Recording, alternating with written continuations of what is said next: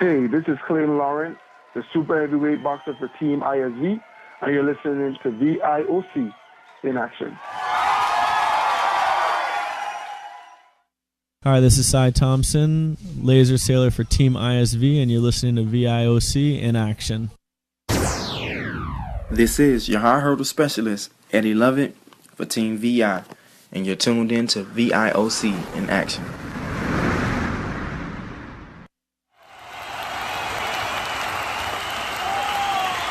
Hi, this is Laverne Jones for Virgin Islands 4-time Olympian and 6th fastest female in the 60-meter history. Tune in to VIOC in action to learn about athletes and what motivates us. Remember, teamwork make the dream work. All right, good day and welcome to VIOC in action, the Virgin Islands Olympic Committee informational radio show where we inform you on all things VIOC. This is your host, Athneil Bobby Thomas, and of course, we are headed into PeyongChang, South Korea for the Winter Olympics. That is right around the corner. We are going to get ready for that for sure. I'm going to give you a little bit of information about the 2018 Winter Olympic Games. But remember, we're all about the Olympics. So let me get you rolling with the beginner's guide to the Olympics. Maybe it's Usain Bolt, Michael Phelps, or Lindsey Vonn. Or maybe it's Kathy Freeman, Seb Coe, or Nadia Comaneci. We all know the Olympic Games, right? Every 4 years, the world comes together, more than 200 countries, and the best athletes compete for a medal, and we're all watching. But have you ever wondered what's behind the Games? How is it all organized? Who puts it all together? And yes, who pays for it? Well, most of us know it all began a long time ago, 3,000 years ago to be precise, in ancient Greece. But someone, Pierre de Coubertin, had the bright idea to bring it all back. And to do that, he set up the International Olympic Committee, a little over 100 years ago. But the IOC couldn't do it all alone, and still can't. They need a little help from their friends. So, who does what? Each of the sports that takes part in the Olympic Games has an international federation that runs the sport all year round. From rules to referees to records, that's their job. And then there are the more than 200 national Olympic committees around the world. Their job is to select the best athletes and get them ready for the Games. So, we've got the sports and we've got the athletes, and we can get them to the Games. But then there's the host city, which brings the whole thing to life. And that's a big job. And that's a long job. 7 years from the moment the IOC chooses the host city until the moment the cauldron is lit and the Games begin. Think about all the things that need to be done to make the Games happen. Not just the stadiums, the pools, the ski slopes, but where are the athletes going to stay? What are they going to eat? And how are they going to get to their events? That's what the organizing committee does. It's a very big job, and it takes all those 7 years working with the IOC to get it done. And sometimes it can be a bumpy journey. In the summer, there are 10,500 athletes competing in 28 sports. And they have coaches, doctors, trainers, friends, and family. In the winter, it's about 2,500 athletes in 7 sports. And they need a lot of people too. And think about the equipment. Several hundred pairs of skis in the winter. In the summer, the equestrian athletes need their horses and the rowers need their boats. They've all got to be delivered to the right place at the right time in good condition. Especially the horses. Okay, so it's a big task, that's for sure. And someone has to pay for it. So, where does the money come from? A large part comes from broadcast rights. Broadcasters pay to air the Games in their country. More than half the world's population watched at least some of London 2012. And we also partner with some of the world's leading companies who provide funding for the Games and the more than 200 Olympic teams and their athletes. They also supply products and expertise that help the Games run smoothly. So, the Games are paid for mainly by the IOC and the organizing committee. But governments sometimes take the opportunity of the Games to build or improve roads or airports or housing. That can also leave a lasting benefit for the city. But you're probably wondering what happens to the money that's left over and what goes on between the Games. The good news is that the money that's left goes back into sport. More than 90% is redistributed to sport around the world. not just to help the Olympic Games, but to develop sport. After all, the Olympics is about using sport to make the world a better place. Some of the money goes in scholarships to help fund athletes in their training.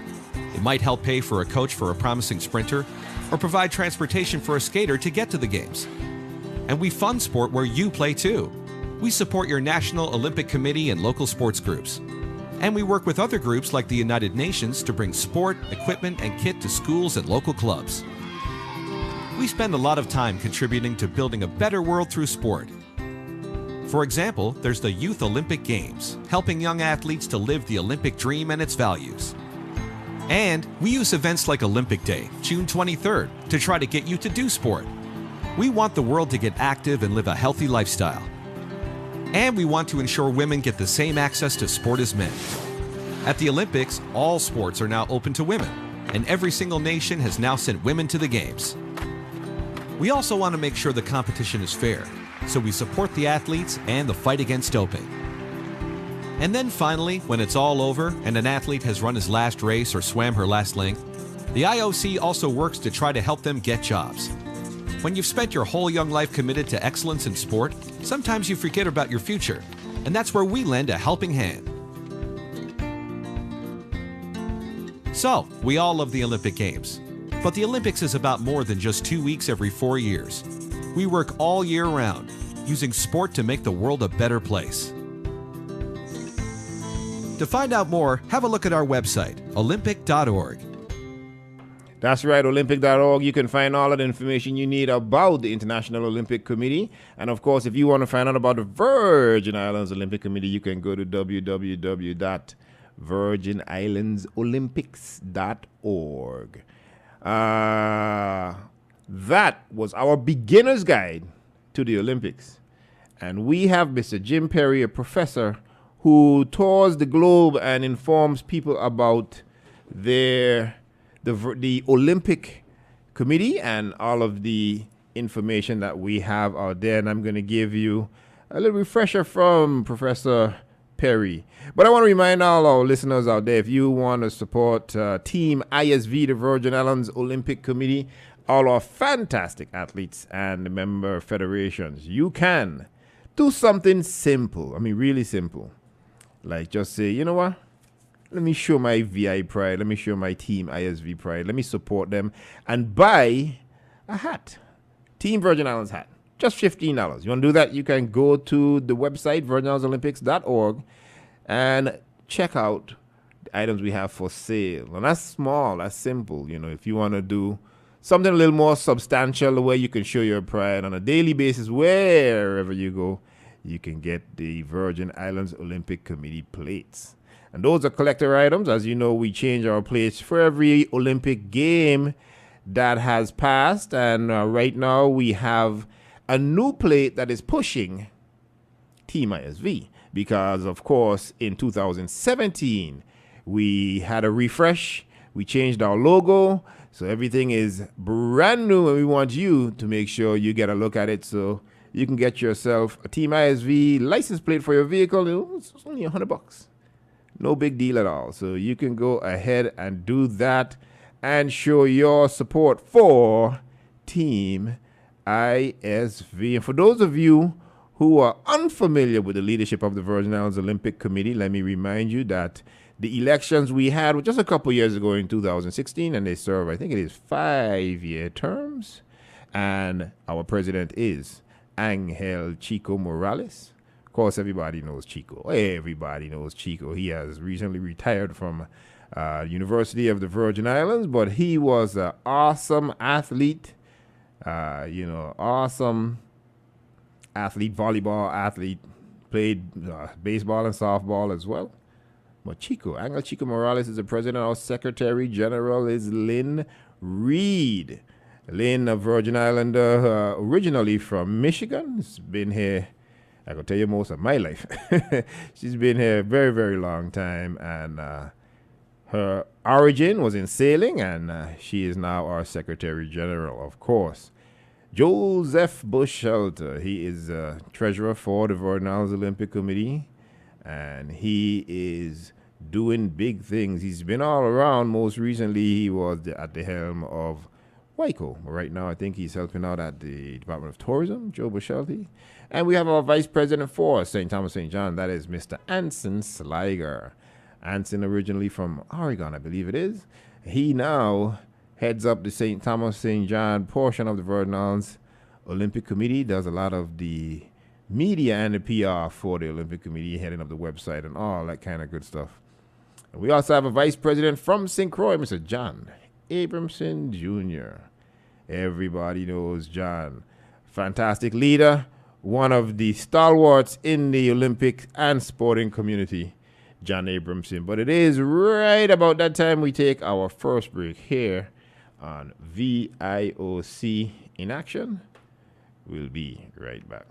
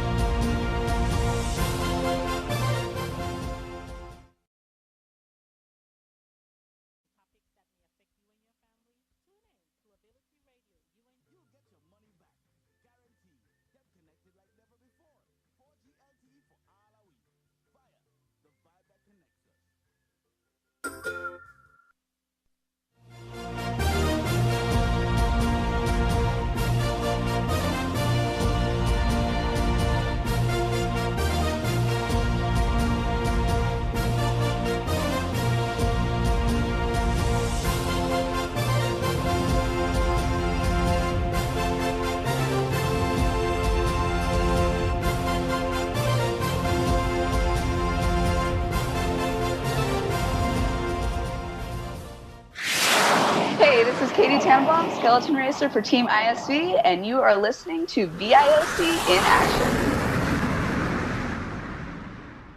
Hi, this is Tim Pitts, 2004 Olympic sailor for the Virgin Islands, sailing the laser class on VIOC in Action.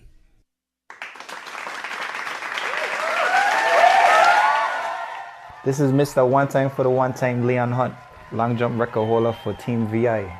Thank you for logging on to VIOC in Action. All right, welcome back to VIOC in Action. And as promised, I told you I'm going to get you that information from Professor Perry, speaking to you about the Olympics. A lot of people don't know of the awesome value that the Olympics has, the importance. And some take it for granted as to its importance across the globe. But I'm going to let the professor educate you on what it is the Olympics can provide.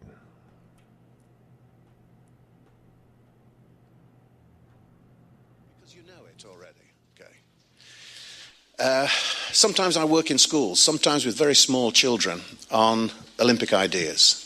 And I ask these children to tell me what they think about three ideas.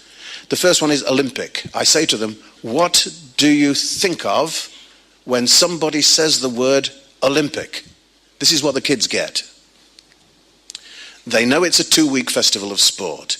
It's not like the championship in any sport, which lasts a longer period of time, a season, right? It's 2 weeks. Secondly, they fully understand it only takes 4 years. Especially British kids know this now. Very young British kids know this because we had 2012. And they knew the previous one was 2008. And the next one's going to be in Rio in 4 years' time. They know that. And they know that it's about elite athletes. They know it's about the very, very, very best in the world. They understand that. Or except in football, where they don't send their very, very best, do they? They send it, right? Think about that. If the Olympic Games is supposed to be about the very, very, very, very best, they should ban football at the Olympic Games because Blatter wants FIFA to have the World Cup, right, as its primary event. If the primary event is not at the Olympic Games, that's a good argument for getting rid of football out of the Olympic Games. But anyway. They know, and I'm a footballer. Oh, no, I was many years. So it's between the elites and it's intercommunal competition. Everybody understands that it's flags and countries and so on, and that you're representing in the ancient times, you're representing your city-state. In the modern times, you're representing your country. So very small kids get this. They've got an idea of Olympic. They know what it is. So I say the next word is Olympiad, right? What is Olympiad? And they nearly all get it wrong. They don't know what an Olympiad is. Some of them say it means an Olympic athlete is an Olympiad. Or some of them say it's one edition of the Olympic Games, like the London Olympiad. Right. And it's not. You'll know, of course, already, being students of the Olympic movement, you will know that an Olympiad is a 4-year period. An Olympiad is a calendar term. It refers to a 4-year period, during which a Games might be held or not be held. So you'll know that the London Games are not properly referred to as the 30th Games, but as the Games of the 30th Olympiad, because the Olympiad exists whether or not the Games exist. And 4 times in the 20th century, due to world wars, we've not had, 3 times we've not had Olympic Games. So it's the 27th Games, but the Games of the 30th Olympiad. You'll know that already. And then I ask them, what about Olympism? So Olympic, Olympiad, Olympism. They never heard of it. They never heard of it.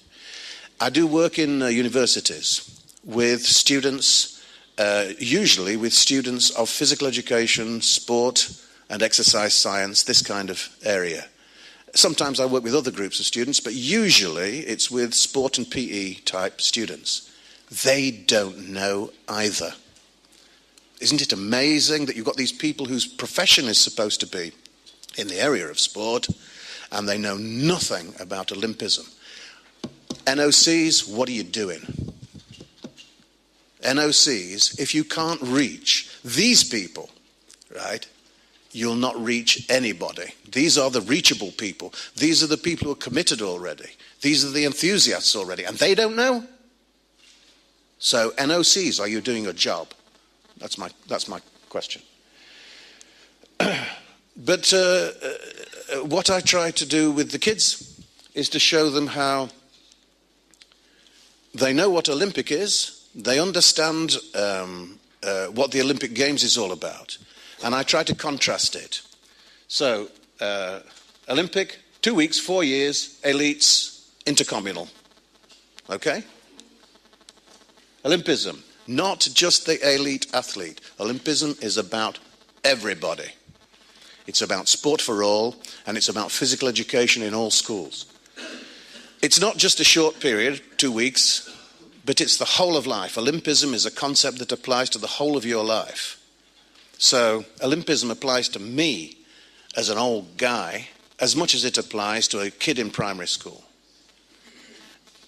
It's not just about competition and winning. It's also about the values of participation and cooperation. I can prove that, if you like. I mean, all of these propositions are just hot air coming out of my mouth, right? I've not substantiated any of these propositions. They're just assertions. You don't have to believe any of this stuff, right? But I believe I can substantiate them. Let me give an example. Why do I say that Olympism and engagement in sport generally is necessarily has the values of participation and cooperation?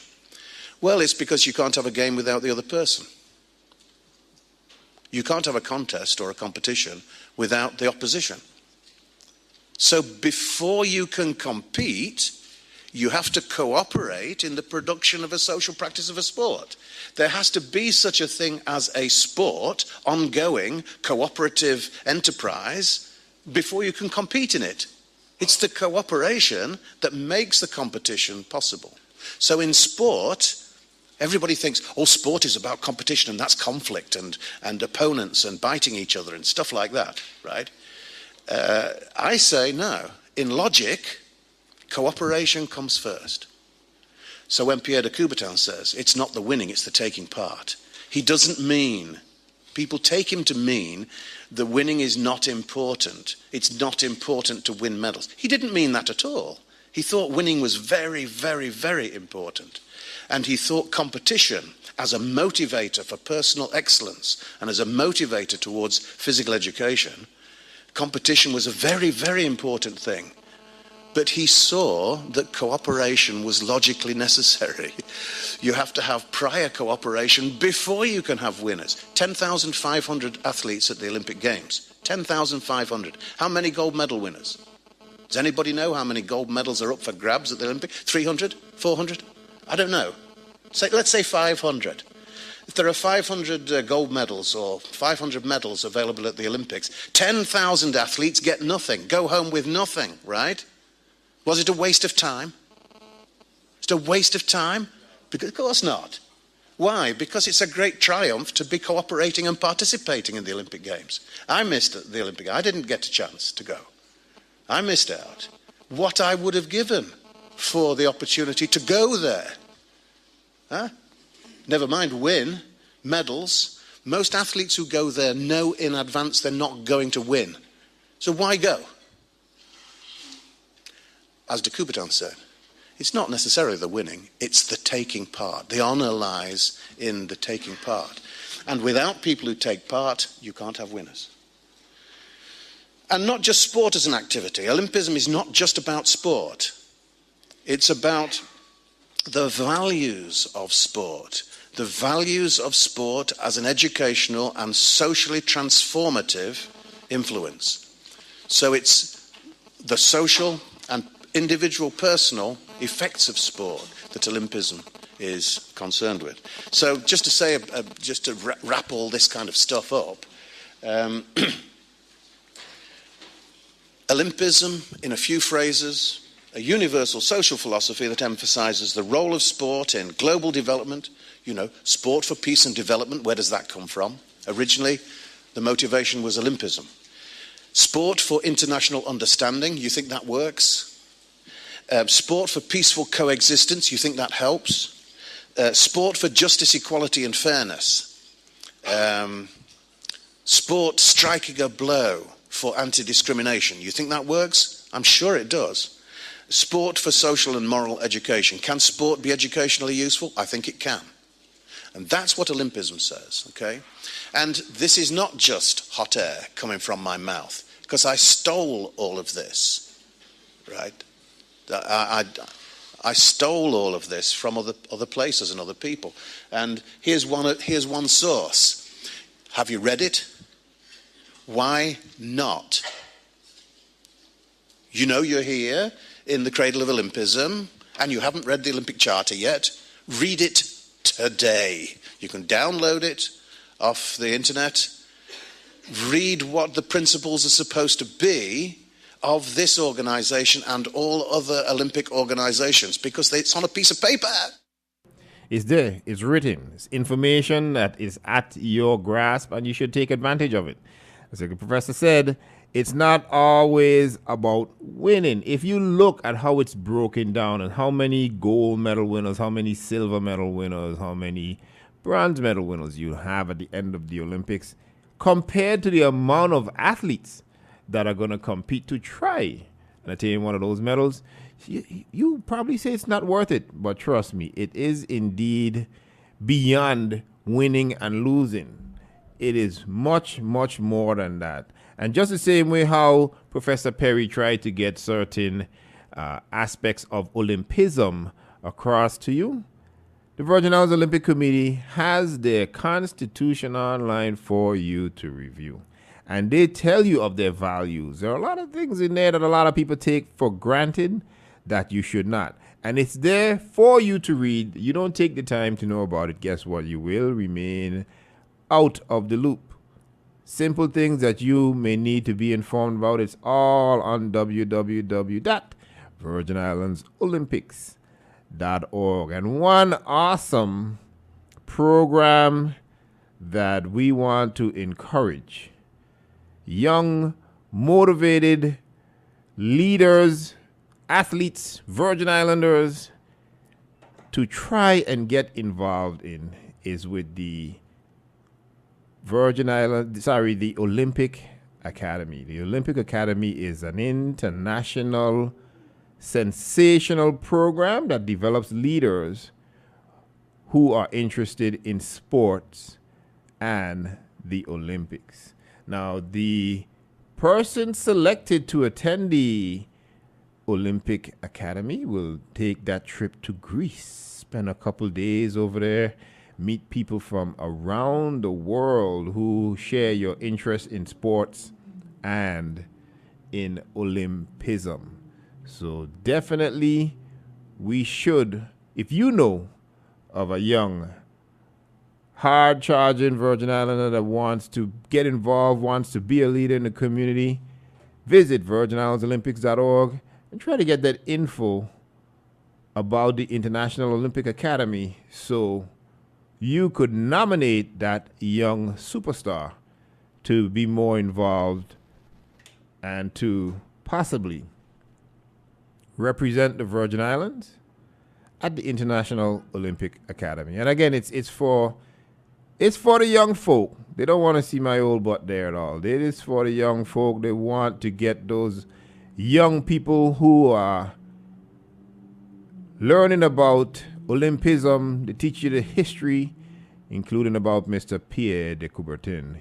And he was one of the first to get things rolling. You can also learn about the Olympic spirit. And the Olympic spirit goes back to the values and ideals of Olympism. So definitely visit Virgin Islands Olympics.org to get the information. A lot of people, Olympics. What is Olympics? Well, let's tell you about the Olympic movement. Olympism is a philosophy of life. You understand that? You must understand it. It's a philosophy of life where blending sport and culture with art and education aims to combine in a balanced whole the human qualities of body, will, and mind. Read that for you again because you may not have caught it the first time. Olympism is a philosophy of life where blending sport and culture with art and education aims to combine in a balanced whole of the human qualities of body, will, and mind. Olympism is a way of life based on respect for human dignity and fundamental, universal ethical principles, on the joy of effort and participation, on the educational role of good example, a way of life based on mutual understanding. So, lots of information for you to check out if you are interested in finding out more about the International Olympic Academy. You can visit their page, which is set on ioa.org.gr. So it's a lot to take in. It's great information. So I really think anyone who is interested in participating in that should take the time to read up on the International Olympic Academy. And the Virgin Islands trying to parallel those values, trying to take those same qualities and meld it into our organization as well. The Virgin Islands Olympic Committee has formed the Virgin Islands Olympic Academy. Let me tell you about the Virgin Islands Olympic Academy. The Virgin Islands Olympic Academy, some of our initial core values, we deal with vision. The vision of the Virgin Islands Olympic Academy is to provide Virgin Islanders with an understanding of Olympic movement while teaching lifelong positive Olympic values learned through participation in sport. So that's what we want here at the VI Olympic Committee, is to get you guys into those same Olympic values through participation in sport. Some of those values include embracing the value of education. What more needs to be said? Embracing the value of education. You got to learn about it. Then we promote the value of sport, because a lot of people wrongfully believe that sport is limited to just games. Sport by itself has an entire economic engine that is running the world. Think about it. Think about the largest company you could ever think of. I guarantee you they are in one way or another associated with sport. Also in the values, we have committing to learning culture that encompasses both mental and physical well-being. So we are not just looking for the brute strength of the athlete or the individual. We also want to ensure that they take the time and focus and pay attention to the mental aspects of sport and well-being.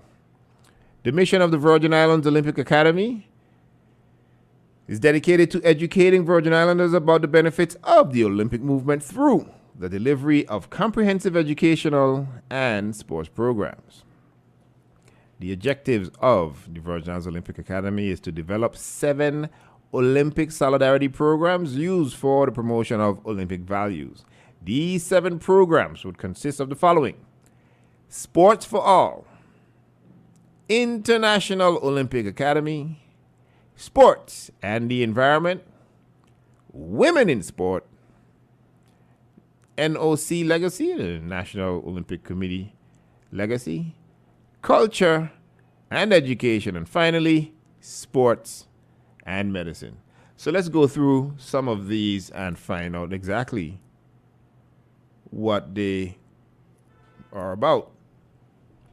So Sports for All pretty much says it right there. Olympic Day programs that will take place on St. Thomas, St. Croix, and St. John every year in June. The Olympic Day will consist of Olympism presentations and or demonstrations along with a run. And it's becoming a pretty popular item now, the Olympic Day run. You have a lot of people sit in anticipation wanting to participate in the run because the run is now part of the community. It's a good time, lift your spirits, get you feeling all wholesome and energetic. Sports for All, then we have International Olympic Academy, and that is the program that I was telling you about. And the International Olympic Academy, it's an application and selection process to attend all International Olympic Academy, MIMOS and ICE CP sessions, while at the same time maximizing the number of people who participate. Again, this is for the young leaders. This is seminars across the globe. This is where you go and take tours in Greece. This is where you learn about the origins of Olympics. This is where you learn about the culture of history and of Greece. So the International Olympic Academy, I am pushing you young leaders to get involved. Also under the Virgin Islands Olympic Academy program, we have Culture and Education. VIOC in Action, this radio show, this is part of the Culture and Education. VIOC in Action, this radio program that promotes the value of sports. The program is intended to highlight local athletes, help benefit from sport, local sports trivia, and relevant Olympism topics leading up to the Olympic Games. For example, today you heard from the professor. And I always try to give you the beginner's guide to the Olympics so most people can try to understand that this is a lot more than games. So much more than games. It is part of the global engine that allows sports athletes to come together. So, Culture and Education, International Olympic Academy, Sports for All. We move on now to Women in Sport. And here we want to have awareness seminars focused on getting more women involved in sport, either as an athlete or involved in sports administration. So, some believe that the women athletes are not taken serious. I'll tell you what's taken very serious. Each and every athlete, women or otherwise. We absolutely, the Virgin Islands is a clear example how women athletes are taken very serious because 4-time Olympian, you heard it right, 4-time Olympian, Laverne Jones for it, right here from the Virgin Islands. So that's to let you know we are very serious when it comes to women in sports. And we hope that when Laverne Jones Ferret decides to stop running by people on the track, that she decides to slow down and become part of the administration and leadership of the Virgin Islands Olympic Committee. Because we have room there for her as well. She was a leader on the track, and I'm sure she can be a leader in our administration. So, you have Sports for All, International Olympic Academy, Culture and Education. Women in Sport, we also have the NOC Legacy. This is where we acquire Virgin Islands sports memorabilia from Virgin Islands Olympic Committee and Virgin Islands athletes. Develop sports library and or sport research center based on feasibility study. So some of you have your friends, your family members that are former Olympians or just standout athletes, and we have information on them in the family album under the television set. I think we need to gather that information, compile it, properly archive it, and have an awesome library where anyone could learn about those Virgin Islanders who played a significant part in Virgin Islands history, even if it is through sport. And as a matter of fact, I will give you 2 bits of history later on in the show. Of course, we'll brag about our very own Peter Holmberg and the formation of the Virgin Islands Olympic Committee. After NOC, we go into the value number 6, where we talk about sports medicine. Anti-doping seminar for athletes and coaches using World Anti-Doping Agency designed programs. WADA programs. WADA programs are not to be taken lightly. For those of you who have any doubts in how serious the International Olympic Committee is dealing with doping, ask the Russian athletes. As the Winter Olympics are upon us, Russia will not be included in the Winter Olympics. How does that make sense? Russia, one of the prominent forces when it comes to winter athletics, will not be able to field a team. But in a compromise, the Olympic Committee has said that they will allow Russian athletes, those who came up clean during their tests, to still participate. They can't have their anthem played. They won't have their national flag raised, but they can compete and they will be labeled as an athlete from Russia. So doping is very serious. The Olympic Committee takes anti-doping very, very high on their priority list.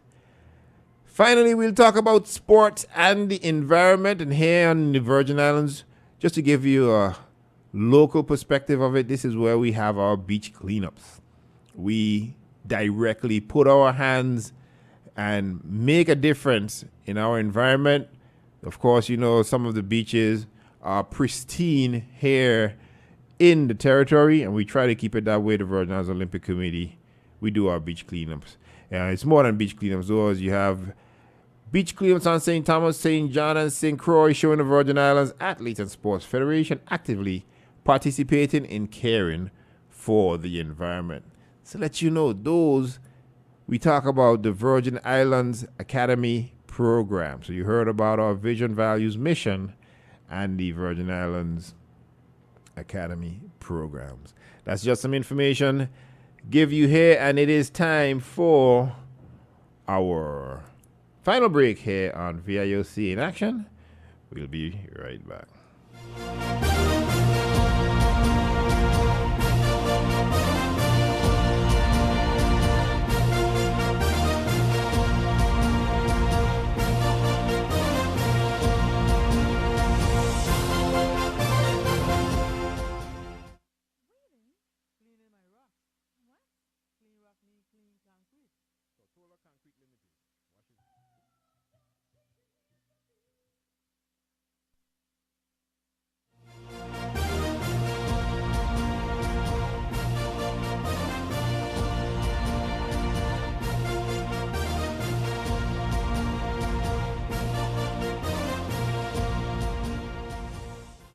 Hey, this is Sydney Paul, member of the Virgin Islands National Bowling Team, and you're listening to VIOC in action.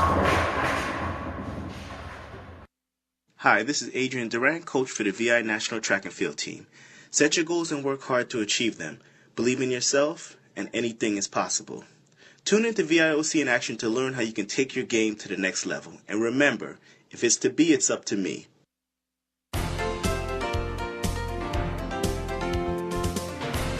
This is Dr. Jerry Smith, physical therapist with the VI Olympic Committee.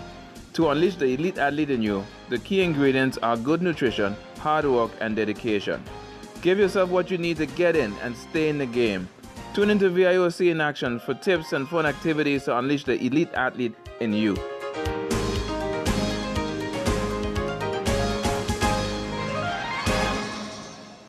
All right, and we're back to our final segment here on VIOC in action. And, we're going to get you that information about some history that I promised for you earlier in the show. We're going to start first with Peter Holmberg. As you know, Peter is the only Virgin Islander to have won an Olympic medal. And he won it in the Summer Olympics in 1984, I believe it was. But Peter, that's our guy, and I'll give you a little bit about Peter Holmberg. Hi, this is Peter Holmberg, silver medalist for the Virgin Islands in 1988, and you're listening to VIOC in action.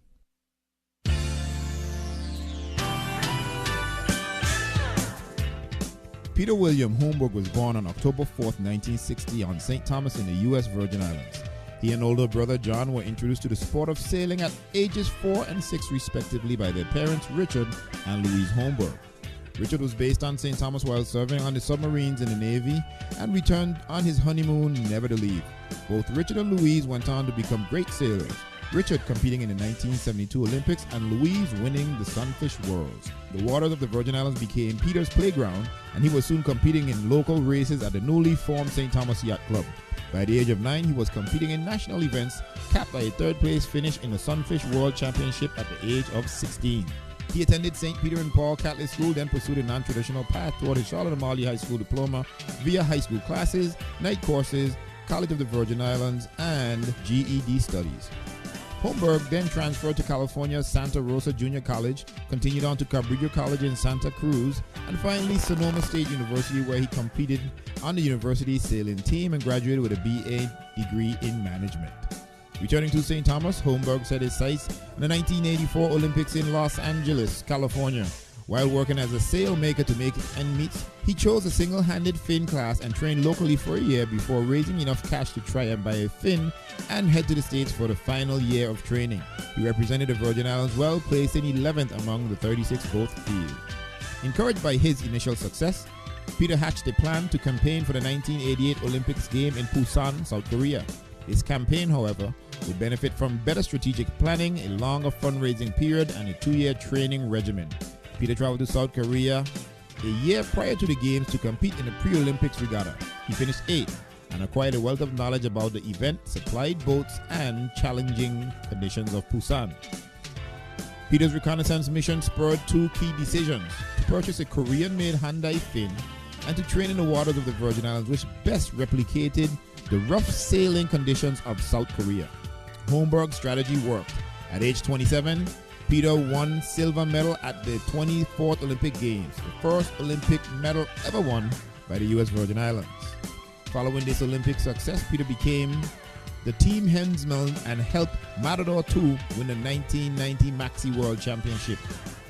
In 1992, Peter ventured into match racing and built a team of Virgin Islanders to compete in the international circuit. He began as an unranked skipper competing with the wild card slots, but moved up quickly in the world, and by 1999 he was ranked number 3 in the world. Peter reached the pinnacle of match racing in number 1 world ranking when he won the 2001-2002 Swedish Match Tour Championship with an impressive run that included victories in the Bermuda Gold Cup, Steinlager Line 7 Cup, and Congressional Cup. In 1996, Peter formed the Virgin Islands America's Cup Challenge, a syndicate later calling itself Team Caribbean that would quest for the 2000 America's Cup in Auckland, New Zealand. The syndicate united the people of the Virgin Islands and raised an astounding $5 million towards the budget. But unable to secure the necessary amount of deadline to start boat construction, the team opted to merge with Team Dennis Canna in January 1999. Peter transitioned to the afterguard of Stars and Stripes competing in the 2000 America's Cup Challenge Selection Series, where Team Dennis Canna ultimately finished third. Peter then joined Oracle B&W team as helmsman for the 2003 America's Cup. After 3 years of boat development and training, Oracle finished a close second in the Louis Vuitton Challenger Series. Late in 2003, Peter accepted an offer from the 2003 America's Cup winner, Alinghi of Switzerland, to join the Defender as a helmsman. Then followed 3 years of intensive training and boat development in Europe, where in the contest that followed, Alinghi defeated Emirates Team New Zealand 5-2 in the final and successfully defended the 2007 America's Cup in Valencia, Spain. Following that remarkable victory, Peter returned home to the Virgin Islands, a master helmsman now capable of achieving perfect balance on any boat. Peter sought the same sense of equilibrium in his personal life, and he found it perched on the deck of his tropical home in the same island where his journey to the pinnacle of sailing had begun decades before. Peter now bases himself on St. Thomas and offers professional sailing, consulting, and speaking services to clients worldwide. VIOC Moment in History, Peter Holmberg.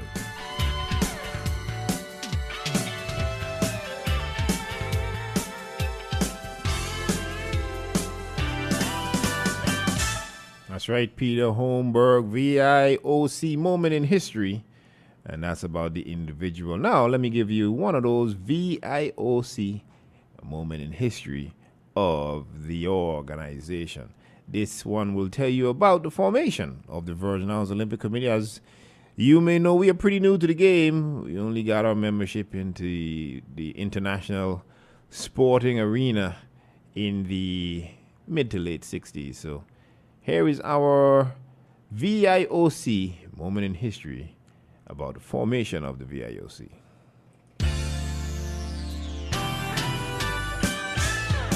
Hey, well, it's time now for VIOC Moment in History. In 1966, several sports-minded citizens of the Virgin Islands agreed that something had to be done to provide our athletes with a better chance to compete on the international level. The first requirement was to affiliate at least 5 sports to their respective international federations by convincing these international federations that their sports were active in the Virgin Islands and that our athletes could compete on a regional level. 6 sports affiliated: track and field, yachting, weightlifting, basketball, fencing, and volleyball. As a result of a major lobbying effort to the International Olympic Committee, the Virgin Islands was granted permission to participate on a trial basis in the 1966 San Juan Central American and Caribbean Games. Despite many difficulties, Carl Plaskett, Ivan David, Listen Sproul, Rudy Thompson, and John Hamber won medals. As a result, the Virgin Islands was granted full membership status in the International Olympic Committee. The Virgin Islands Olympic Committee was built on that auspicious beginning, and with the exception of the boycotted 1980 Olympics in Moscow, has sent a team to every Central American and Caribbean, Pan American, and Olympic competition since 1966. Virgin Islands Olympic Committee's first Olympic medal was won in 1988 at the Seoul Olympics. The VIOC has grown from its original 6 federations now to 22. Virgin Islands is extremely grateful to the VIOC founders, Calvin Whitley, Julio Francis Edwards, Vern Colwood, Len Stein, Tracy Jackal, for having the foresight, courage, stamina, and determination to bring the Virgin Islands into the Olympic arena. This is your VIOC Moment in History.